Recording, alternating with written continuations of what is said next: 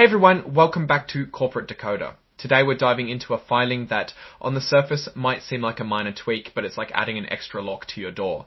It might suggest they feel they are being watched. We're decoding Farmers and Merchants Bankshares' latest filing, and it centers around something called a rights agreement. Basically, this is a defense mechanism a company can use to prevent a hostile takeover. The key takeaway here is an extension. They're extending the lifespan of this agreement, pushing the deadline for a potential takeover threat further into the future. If you appreciate getting straight insights from corporate documents, then make sure you're subscribed.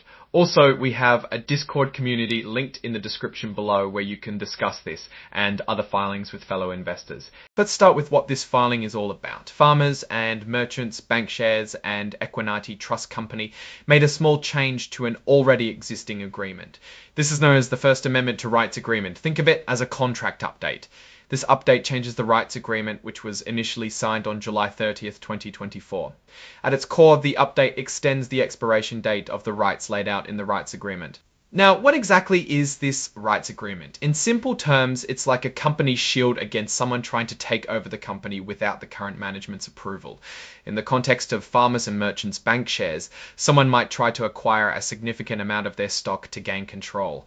This agreement makes it more difficult and expensive for anyone to do that. So the big news is this extension. Originally, the rights agreement was set to expire in July of 2025. This amendment pushes that date out to July 29, 2026, so they've basically given themselves another year of protection. The agreement could be extended even further, or it could be ended sooner depending on what happens. This extension directly affects the rights of the company's shareholders. It means that for another year, this takeover defense is in place. This could be seen as good for shareholders who want to maintain the current direction of the company, or bad for those who might want the company to be sold at a premium. Basically, this item is saying that information from the prior sections applies to this one as well. The exhibits filed with this report are listed in the following exhibit index. There are two exhibits. One is the original rights agreement signed last year. The second is the first amendment to that rights agreement signed in June. This is a scroll to the original rights agreement from July of last year. This rights agreement could tell us a lot more about their strategy, who they intend to protect themselves from, and what would happen in the case of a hostile takeover. Remember that a hostile takeover is when somebody attempts to buy a company against the will of the management. And finally, here is the First Amendment to the original rights agreement that was signed earlier this month. This includes information such as what section of the original agreement is changing and the details of how it's changed. Now that we've broken down this filing, let's step back and look at the bigger picture. Farmers and Merchants Bankshares seems to be in a position where they want to maintain their independence. Extending this rights agreement suggests they're wary of potential takeover attempts. Whether this is a good or bad thing depends on your perspective.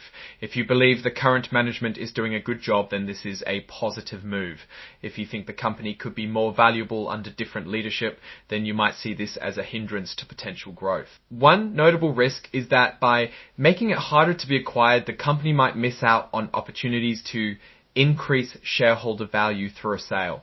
On the other hand, this could also be seen as an opportunity to focus on long-term growth and stability without the pressure of a potential takeover.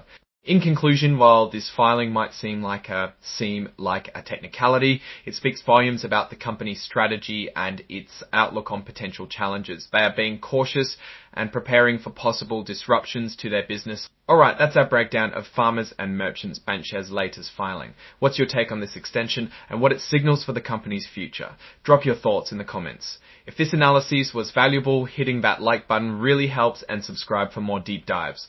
Don't forget to check out the Discord in the description where people are talking about this subject. Thanks for watching and see you next time.